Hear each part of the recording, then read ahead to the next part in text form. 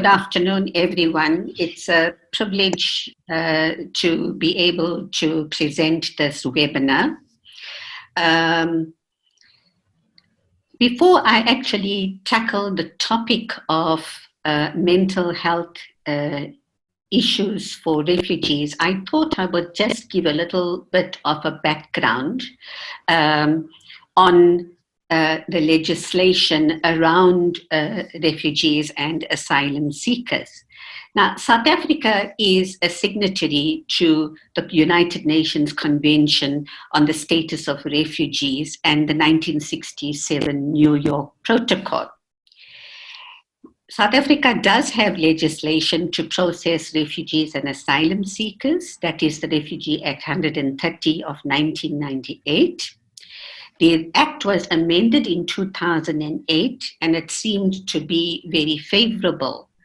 However, an amendment came in this year, January 2020, and unfortunately, while the aim and the intention of the legislation is the amendment is good, there are some certain concerns, and I will address that a little later. Now, when South Africa entered into its democracy, the new democracy in 1994, we started to see an influx of refugees from the African continent, as South Africa was seen as the land of milk and honey, or the big brother of the African continent. Now, initially, we did see people seeking political asylum. And this was mainly from countries like Zimbabwe, Somalia, and the Democratic Republic of Congo. However, as time has processed, we are not seeing so many political refugees and asylum seekers. We are seeing more political refugees, economic. They're coming here for economic reasons. It is also important to define the terminology because the terminology carries the context, it carries the emotion, it carries the history, and it labels. And when labels are assigned, it means that certain rights are either assigned or taken away. The labels create a narrative, and the emotions invoked can be either fear or sympathy. However, irrespective of the label, each person has a name, a face, a family, and a history. Now, a refugee is a person forced to leave their country to escape war, persecution, or natural disaster. Here, I would think of the Rwandans at the time of the Rwandan situation. I would think of Somalians, the Congolese, internationally away from the African continent, the Rohingyas who left Myanmar and fled to Burma because of religious persecution. An asylum seeker is someone seeking protection in another country but has not yet obtained official refugee status. Now, the law says that when you come into the country, South Africa is a receiving country. It's a pull factor because of the economic reasons. When they come into the country, they are supposed within 5 days to present themselves at a refugee reception center.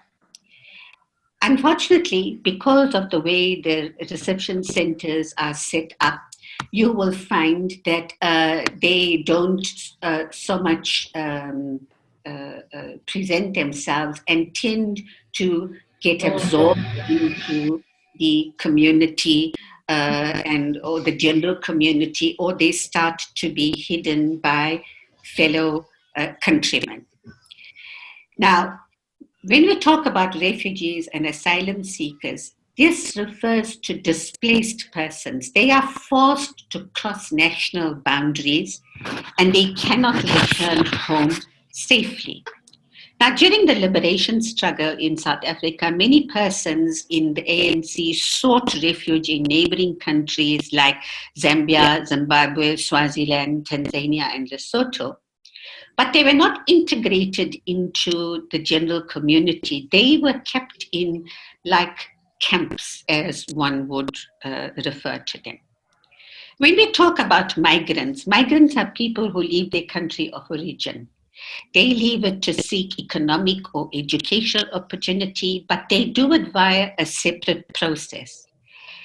Now, whereas a refugee or an asylum seeker cannot return to their country of origin safely, or once they've been granted that status in South Africa, a migrant is different because they have come legally with separate and different criteria. They can return to their country. Now, sometimes persons who come into the country illegally, they are referred to as illegal migrants. And unfortunately, because of the illegal status, they are in hiding because they do not hold the necessary papers. And it is this category of persons who are at the greatest risk of developing mental health issues.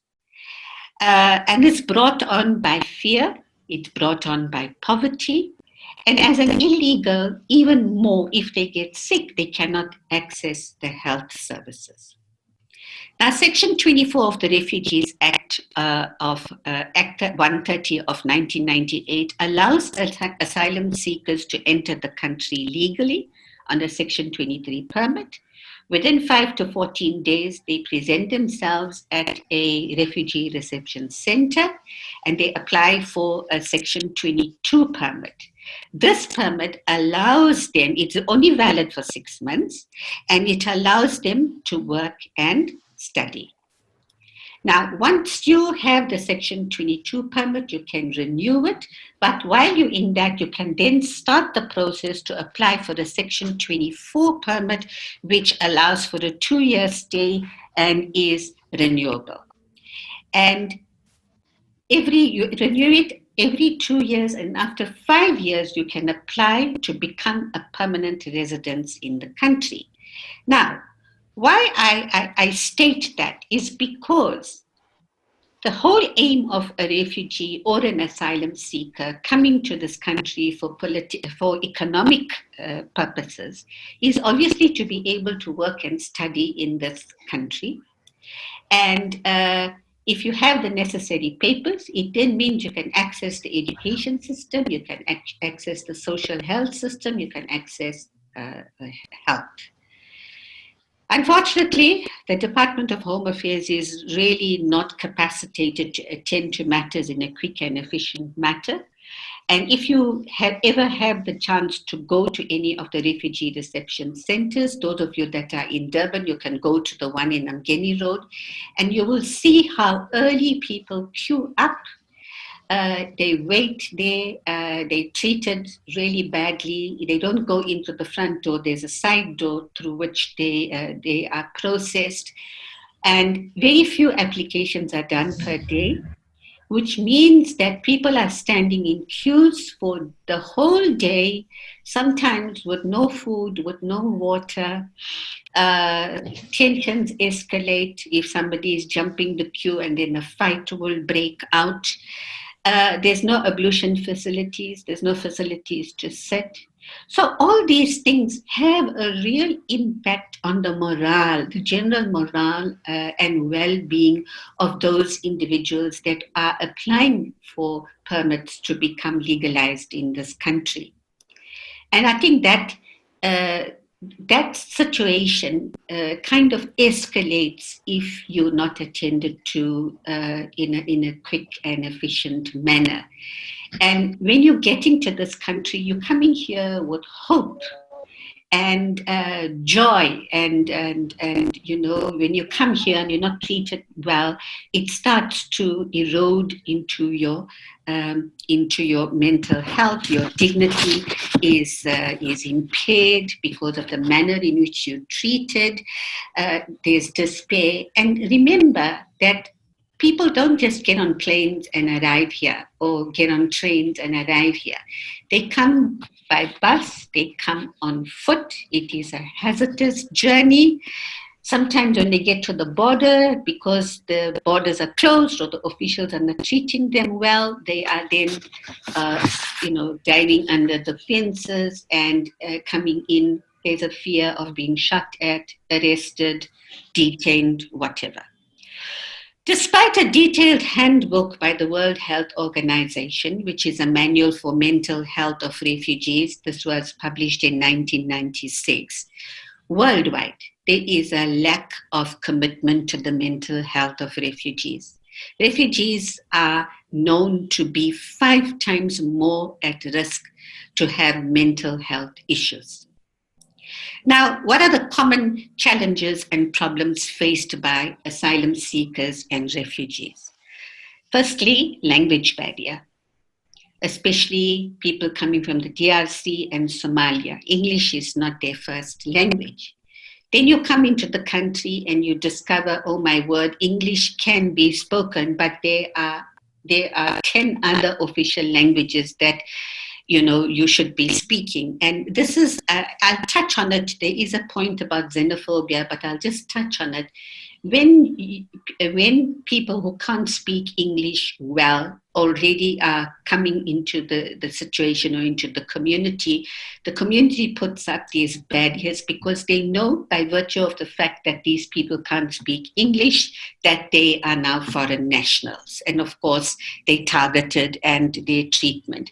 Many of the refugees do live in the black townships like Soweto, Amlazi, and Alexandra, and they can be easily identified because of that language, and they often referred to as Mkwerekwere. Now, this is a derogatory term for foreigners. They also become an easy target for the police. The communication barrier can also impact on employment opportunities. And many, I must say, many of our refugees that come into the country actually are highly skilled, highly educated, but employment opportunities are denied to them, and they land up often doing tasks that are far below the educational status that they acquired in the country of origin. Another challenge is that there's no housing available from local government. As you know, housing is a huge problem in this country, but housing is not readily available to foreign nationals. Access to health service is prejudiced because of your status as a foreign national. There's a difficulty in addressing cultural and the diet differences. General prejudice and xenophobia is rife. Now, when I looked at what the situation is in KZN with regard to refugees and asylum seekers, I found that there's such a huge divide in the communities. You'll find the Pakistani communities have established themselves very differently. The Indian community have established themselves very differently. And maybe there's more resources available, maybe there's more finances available. I'm not sure of really what the real reasons are, but they don't seem to be as in dire need of services as one would say members from the DRC or Somalians or Zimbabweans. But although I found that the Zimbabwean community is also a little better organized. Another challenge is being isolated from the general community. There's a fear of persecution by police and officials. And then at the Home Affairs Department, they are double damned because sometimes the officials don't know the law, or they corrupt, or they delay issuing the permits because they only work from maybe 10 o'clock to 12 o'clock. And the rest of the day you've got to stand. And then what happens is because people don't want to give up their position in the queue, they still stand there or they squat there till the next morning so that they don't lose their place. I'll talk a little bit about xenophobia. It's becoming an increasing problem for the safety of asylum seekers and refugees. When this initially surfaced in 2008, I was part of a task team set up by the Parliament of South Africa to go and investigate the causes. The thing here is, and the thread or the common thread of the conversations that we had with foreign nationals was that in almost all of the violent crimes, that there was the criminal element there. In 2014, there was another outburst of xenophobia, and here in Durban, I know that a lot of the foreign nationals were taken to a tented area in Chatsworth. So they were housed in tents, and they were ablution, the portable ablution facilities set up. But because people knew that that was where the foreign nationals were, there was more of an attack on them. They were exposed. The police system did not allow for security to ensure their safety. And it was an untenable situation. The aim should actually be to integrate refugees and asylum seekers into the general community. While that is the ideal aim, this is proving to be a difficult task because there is such a high level of distrust between South Africans and foreign nationals. Refugees and asylum seekers are seen as interlopers who are taking away jobs. Mental health in general is very poor in South Africa and actually disrespectful in particular to foreign nationals. It does not also help that mental health is seen as taboo in some cultures. And I hope that Peter will touch on that when he gives us his input. Some reasons why refugees and asylum seekers do not access the very limited mental health services could be stigma. It could be mistrust because they feel that they will be deported. Lack of knowledge as to how therapy can actually help, and financial constraints. And I think this is probably the greatest challenge. Now, what are the main mental health challenges experienced by refugees and asylum seekers? The first one would be post-traumatic stress disorder. Another one could be major depression. The contributory factors could be loss of culture, could be loss of family support, could be poverty, could be financial reasons. A third one could be panic attacks, and this can be brought on by fear of arrest and deportation. Adjustment disorder, adjusting from your host country to this country, can affect your functioning, your occupational functioning, your social functioning, and somatization. Now, in general, most refugees and asylum seekers are vulnerable. They feel unsafe and they battle to integrate into the general community. But while we know what the challenges are, let's look at some solutions to address the mental health of refugees and asylum seekers. The first one would be to create safe spaces. Now, it's all very well to say that this role must be carried out by government because it's the host country. But I believe that ambassadors, faith-based organizations, CBOs, and NGOs must also play a role. What can they do? They can set up support groups, which will illustrate that there are others in the same situation as you are, thereby creating a connectedness. And I think that is what is important. You feel disconnected from your country of origin, and then when you come here, maybe you have few friends or few people that you know, but there's no connectedness. Create an atmosphere of empathy. Encourage networking. Support groups can encourage networking. And who do you network with? You network with other refugees. You network with other advocacy groups. And here I will touch on the advocacy group, for example, the African Diaspora Forum. I'll touch on that in a minute. Support groups also provide necessary resources to help to develop your skill or upskill or adapt so that you can enter the job market. Support groups can also give advice on the rights of refugees. And here I just want to talk a little bit about that amended Refugee Act. Please excuse me. So the amendment to the Refugee Act came into the effect in the beginning of 2020. Now, the aim, as I said, was honorable. It was to fill the gaps in respect of abuse of the regulations. However, when you read that amendment, it restricts access to certain work. So small business minister feels that, and this is creating an atmosphere of xenophobia, that small business support from her ministry will be given only to South African citizens. The Act also curtails certain liberties. It discourages political involvement in your own country. Now, here I can see there is some reasoning, because if you look, for example, at the Rwandan situation, political refugees came into the country and used South Africa as the base in order to fight the political war in Rwanda.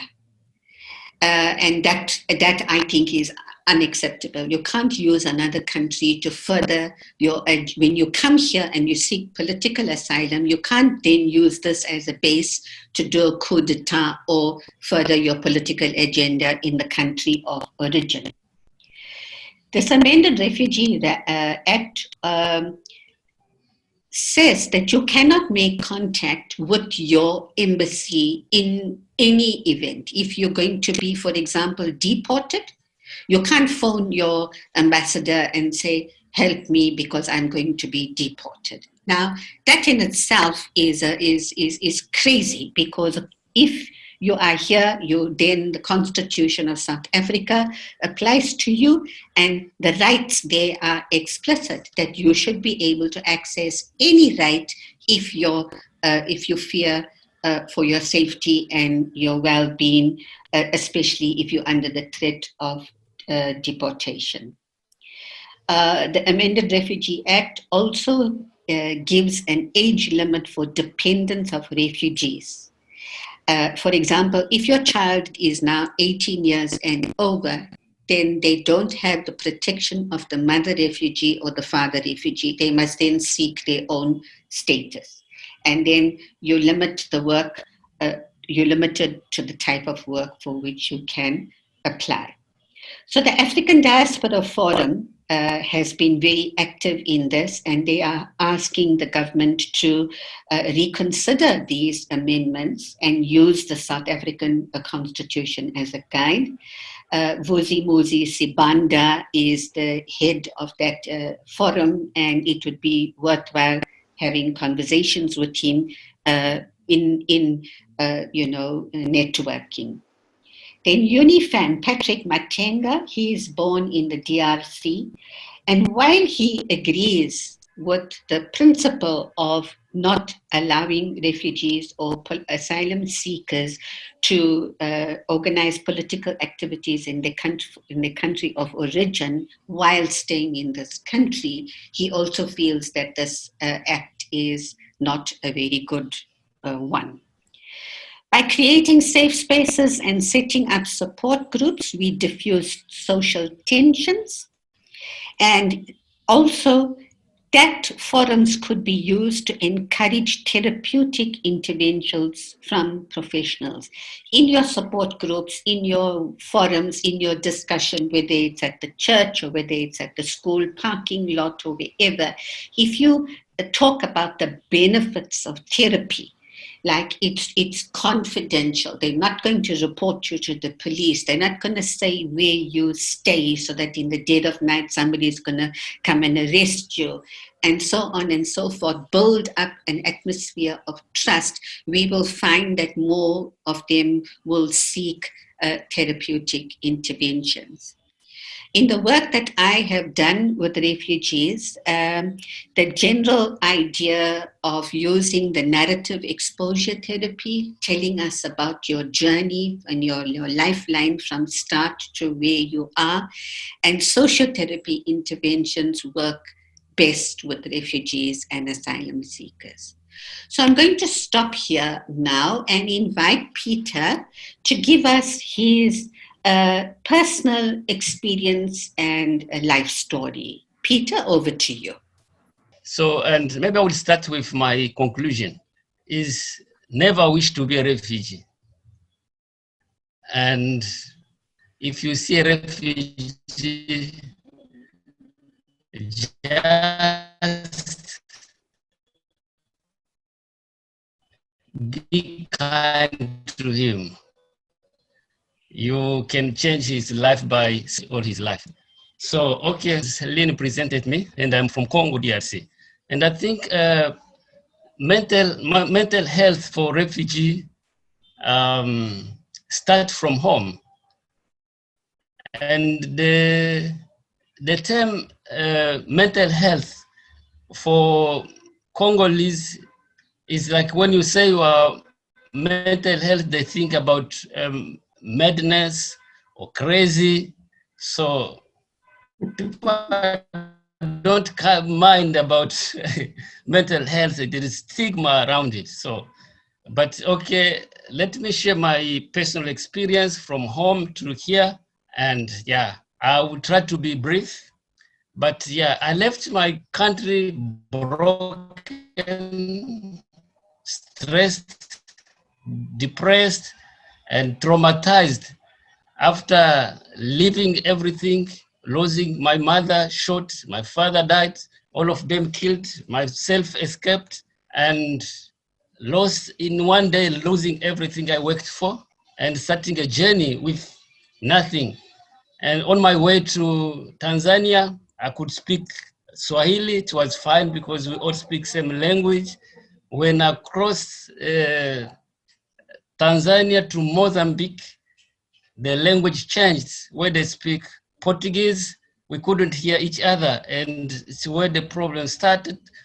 Leaving the country with no passport and again re-traumatized by the police pointing a gun on me, taking everything I had, and saying, oh, this is the end of my journey, my destination, and everything became dark. So, but I felt like better to die because there is no use of living. But thank God I managed to find a church and I explained my problem and they just helped me with transport up to here in Durban. It's a long story. I'm going to cut it short. In Durban, I can't speak English. My first sentence I learned it here in South Africa. And when I went to Home Affairs to look for a paper, the queue was too long. You have to go to the queue at 2, like now, for you to be received tomorrow at 8. And on the queue, no food, winter time, no clothes, painful. Thinking back your life, how you were working in the because I was working as a sales manager in Congo and earning $1,000 a day, making much money, but now I'm empty-handed, nothing. So now I'm standing on the queue in the morning and the security is coming and he say, move. I can't understand. I tried to associate move with French because mouvement in French is just, it doesn't make any sense just to moving. So he say, move. I can't understand what he's telling me. Then he came and he slapped me and then I cried like a baby. Not because it was so painful, but because how can a security just slap a sales manager? So I couldn't believe. So, but I said, this is how life is. So, but to cut the story short, it's all those things, it affecting your mental health. And where you are there sitting and thinking am I still going to see my wife and my kid? Because my mother's died, my father's died. Now my kid, I don't know if I will see them again or what. And you're standing on the queue, they give you a paper, no, nothing else. So find your way. So I have to go and sleep in the church hall for 6 months with no blankets. Just there were just a what a curtain that I was covering myself with for 6 months.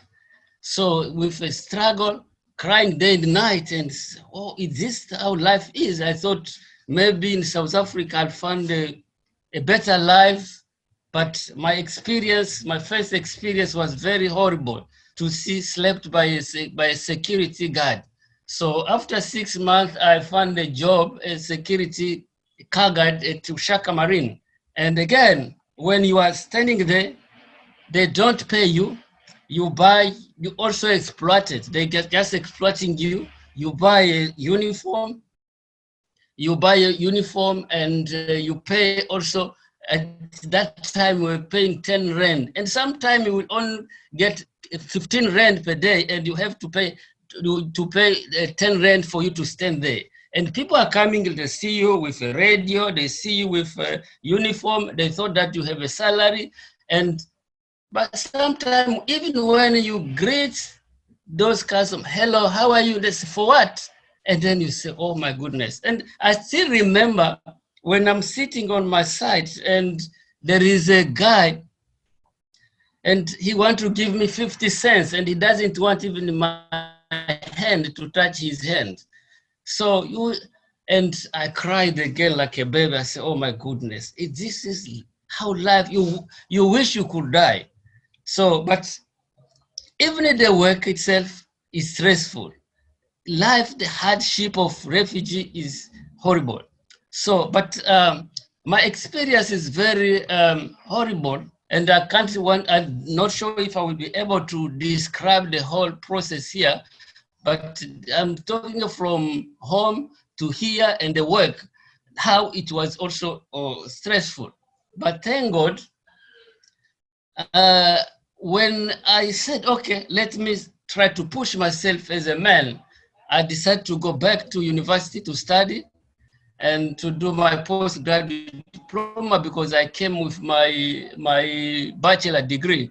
And then I said, okay, let me further my studies here and see if I can find a job and change my situation. So I went to university and do my postgraduate diploma in community development. I finished, and I went for master's and I finished. But you look for a job, they say, no, this position is for South African. And you find out that even xenophobia is more at institutional level than it is on the ground. So you feel like life is all over. But yeah, it's not said like everything it's totally bad in South Africa, but life for us is very hard, especially when it comes again to, this was my first time to share the flat for when my wife came here, and then we can't afford to stay in the flat. We need to stay in the flat with 3 families. And we fight of women, fight with the kid. So you see there is no peace. Everything is stress, everything is stress, and everything is stress. So I think refugee life is very hard in South Africa. If I decide to go to join SADC, my intention was to see how my communities, especially French and Swahili speaking community, are struggling with stress and trauma with no support. So I say, okay, although I don't have the skills required, but I can give what I have. So I start the support group, and my intention is to see how I can just formalize a mental health support center where we can be supporting each other. So thank you very much. If there is any other question, specific question I can answer, but this is what I wanted to share. Thank you very much. Thank you, Peter, for that for sharing your life story with us. I'm sure everyone that heard you will rethink their attitudes towards foreign nationals, be it your car guard or the cleaner in the church or whoever, because that's the only category and entry level jobs that seem to be okay, you know, um, to be given to refugees and asylum seekers. I think much of what you said I articulated in my paper, and you gave the face to the facts that I gave. You gave the face to it, your personal story.